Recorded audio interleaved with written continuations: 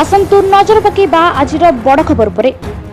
माओवादी टार्गेट रे एबे जंगल काटी सफा करुवा जंगल माफिया। नवरंगपुर जिला रायघर ब्लॉक रो 3 जगह माओ बैनर और पोस्टर मर जाइथिबा देखिबाकू मिलछि। रायघर ब्लॉक एक सीमांत तथा माओ प्रवण अंचल होइथिबा बेले माओवादी पक्षरु जंगल काटिबाकू विरोध करी पोस्टर और बैनर मारी निजर उपस्थिति जाहिर करी आस्तुवा बेले किछि मासर व्यवधान परे जंगल काटी सफा करुथिबा जंगल माफियांकू टार्गेट करी हाथीगाँ रास्ता उपरे गछ काटी रास्ता अवरोध करथिबा बेले नुआगाँ रास्ता पार्श्व और कुराबेड़ा पंचायत सामने माओ बैनर और पोस्टर मर जाइथिबा देखिबाकू मिलथिला।